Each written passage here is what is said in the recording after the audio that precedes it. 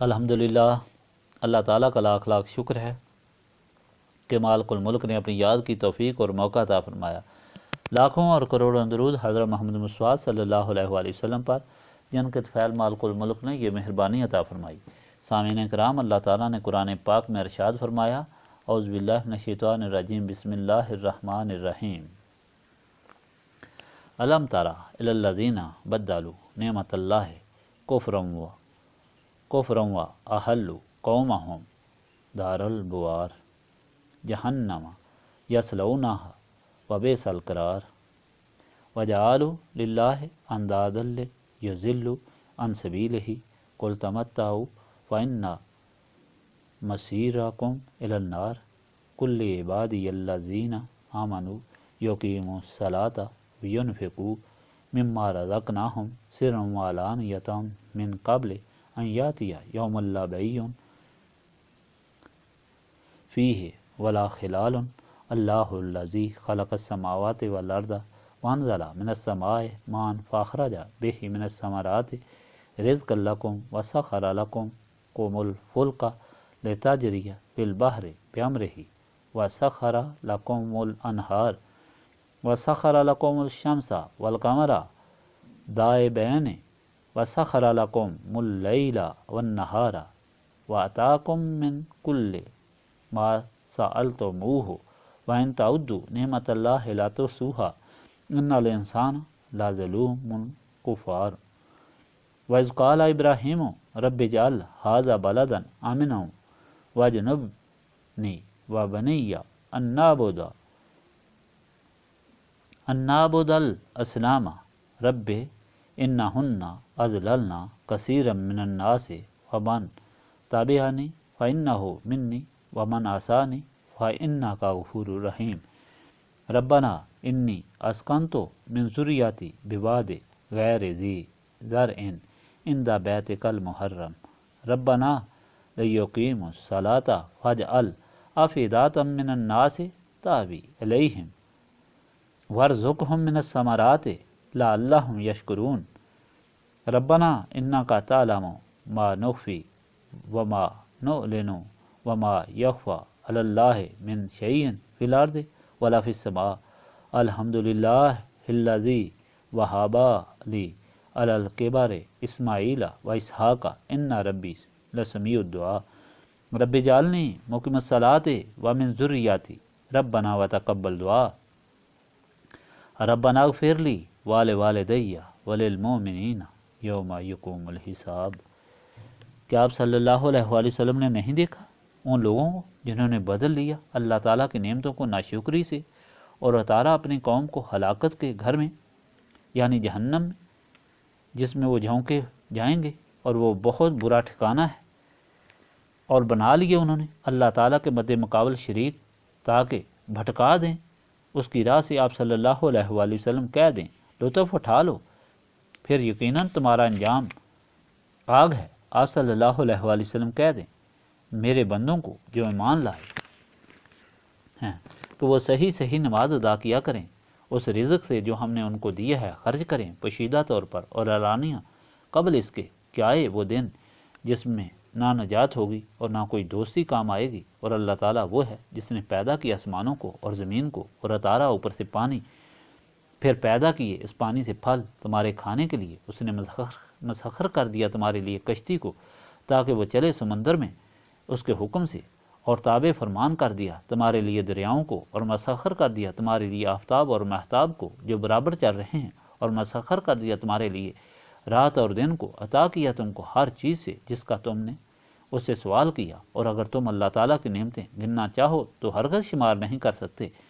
بے شک انسان بہت زیادتی کرنے والا ہے، نہ شکر ہے۔ اور یاد کرو جب ابراہیم نے عرض کی اے میرے رب بنا دے اس شہر کو امن والا اور بچا لے مجھے اور میری اولاد کو کہ ہم پوجنا شروع کریں بتوں کو۔ اے میرے پروردگار ان بتوں نے تو گمراہ کر دیا بہت لوگوں کو، بس جو کوئی میرے پیچھے چلا وہ میرا ہوگا، اور جس نے میری نافرمانی کی تو بے شک غفور الرحیم ہے۔ اے میرے رب بسا دیا میں نے اپنی اولاد میں سے کچھ کو اس وادی میں جس میں کوئی کھیتی باڑی نہیں، تیرے عزت والے گھر کے پڑوس میں۔ اے میرے رب یہ اس لیے تاکہ وہ قائم کرے نماز، پس کر دے لوگوں کے دلوں میں شوق تاکہ وہ اس کی طرف مائل ہوں، اور رزق دے ان کو پھلوں سے تاکہ وہ تیرا شکر ادا کریں۔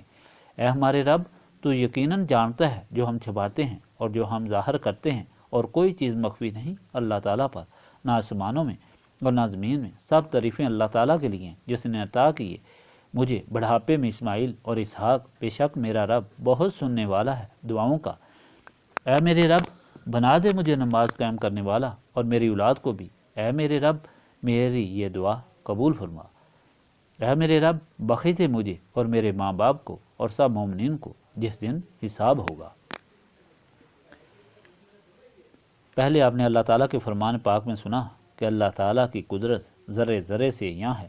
آسمان و زمین اور اس کے سارے عجائبات اللہ تعالیٰ کی تخلیق، قدرت اور بادشاہت کی گواہی دیتے ہیں۔ اللہ تعالیٰ جو اپنے بندوں کو اپنے رسولوں کے ذریعے اپنی طرف بلا رہا ہے، صرف اس لیے کہ وہ رحمان و رحیم ہے۔ وہ چاہتا ہے کہ مخلوق توبہ کر لے، وہ گناہ معاف فرمائے اور ان کو اپنی رحمتوں سے مستفیض فرمائے۔ وہ کسی کی بات یا اطاعت کا محتاج نہیں۔ اللہ تعالیٰ نے فرمایا کہ ایک دن حساب کا آئے گا کہ جب سب اللہ تعالیٰ کے سامنے حاضر ہوں گے، اس وقت غریب اور مجبور بھی حاضر ہوں گے، اور وہ لوگ جو دنیا میں متکبر حکمران تھے وہ بھی، اور جو اپنی طاقت سے لوگوں کو دنیا میں اپنے باطل مذہب پر مجبور کرتے تھے، اس وقت کمزور طاقتوروں کو بولیں گے کہ اب ہمیں عذاب سے بچاؤ، ہم تو تمہارے حکم کے مطابق چلتے رہے۔ مگر وہ بے بس ہو کر جواب دیں گے کہ ہمارا کوئی چارہ نہیں۔ شیطان بھی حاضر ہوگا اور وہ بھی یہی کہے گا، میں بھی کچھ نہیں کر سکتا، لیکن قصور تمہارا ہے کہ تم میرے کہنے پر چلے اور اللہ تعالیٰ کا حکم نہ مانا۔ اب سب باغیوں اور ظالموں کے لیے دوزخ ہے۔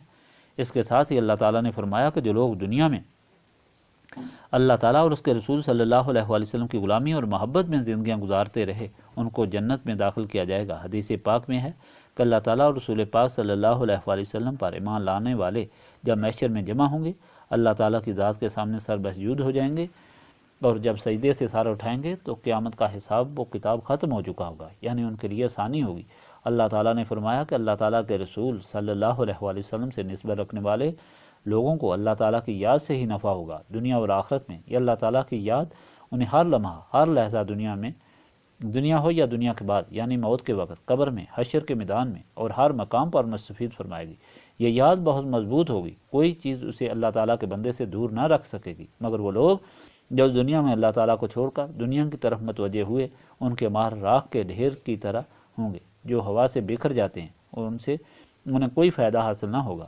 اور اللہ تعالیٰ اپنے ان بندوں کے ساتھ ہوتا ہے جو اس کو یاد کرتے ہیں، انہیں ہر آفت اور گمراہی سے بچاتا ہے، اور غافل لوگوں کو اپنے آپ سے دور ہٹا دیتا ہے، کیونکہ وہ قدرت کاملہ کا مالک ہے، کسی کے آگے مجبور نہیں۔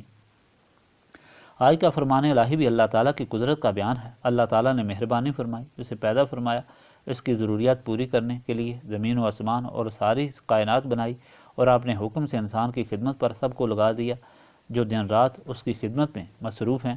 لیکن انسان اتنا ناشکرہ اور ظالم ہے کہ اپنے مالک خالق کے احسانات کو بھول کر اپنے دشمن شیطان کی حما پر اللہ تعالیٰ کے شریک بنا لیتا ہے، اور اس طرح اللہ تعالیٰ کی حکم عدولی سے زندگی گزار کر جہنم کا ایندھن بنتا ہے۔ کیونکہ یہ ساری ہدایت نبی پاک صلی اللہ علیہ وآلہ وسلم کے وقت کے مشرکین یہود و نصارہ کے لیے ہے، اس لیے ان کو حضرت ابراہیم علیہ السلام کا حال بیان فرمایا تاکہ یہ لوگ نصیحت پکڑیں، کیونکہ حضرت ابراہیم ان مشرکین مکہ کے جد امجد تھے، اور یہود و نصارہ کے بھی جد امجد تھے، اور یہ ان کو مانتے تھے۔ اس لیے ان کا قصہ بیان فرمایا کہ حضرت ابراہیم جب پیدا ہوئے اس وقت بت پرستی کا دور تھا، لیکن آپ کو اللہ تعالیٰ نے سمجھ دی کہ معبود وہی ہو سکتا ہے جو سب کو بنائے، سب پر قدرت رکھتا ہو، جو خود محتاج ہو وہ معبود نہیں ہو سکتا۔ اس وقت کے بادشاہ نمرود نے پوچھا کہ تم کس لیے اس کی اطاعت کرتے ہو؟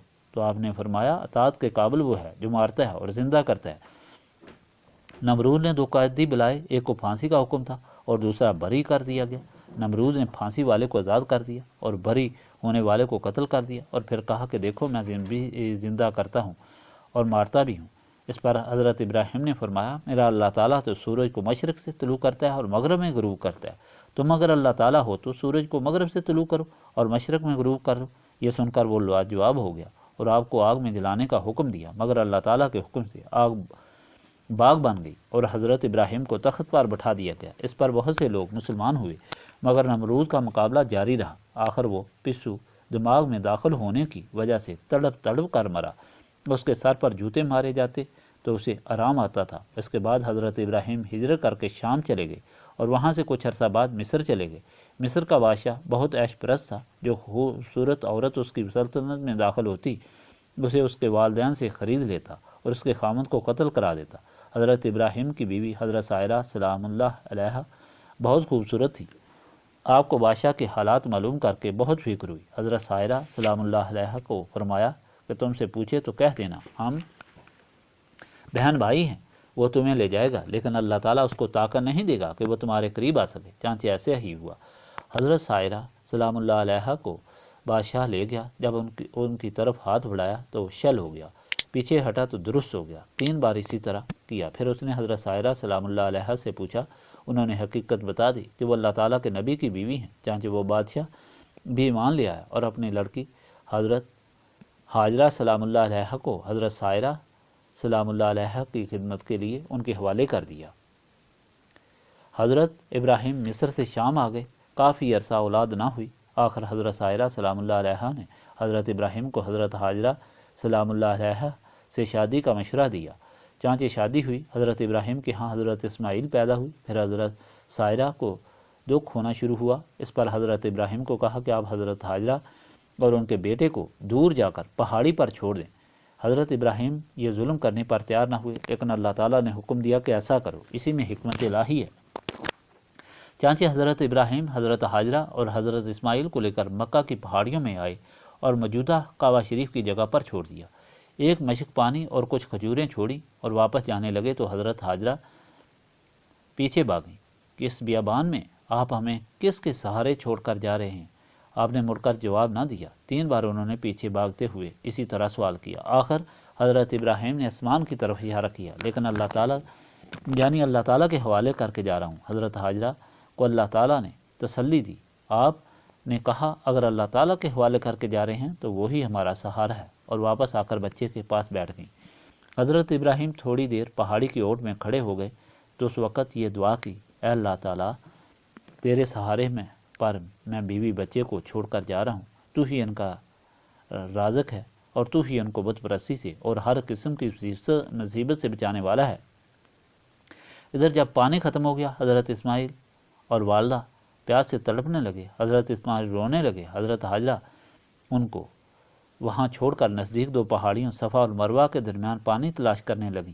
جب درمیان میں نچلی جگہ میں جاتی بچے کی آواز نہ آتی تو پھر دوڑ کر مروہ پر چڑھ کر حضرت اسماعیل کو دیکھتی، پھر نیچے اتر کر پانی تلاش کرتی اور پھر دوڑ کر صفا پر چڑھ کر حضرت اسماعیل کو دیکھتی۔ اس طرح 7 چکر لگائے، پانی نہ ملا۔ حضرت اسماعیل کا رونا بند ہوا۔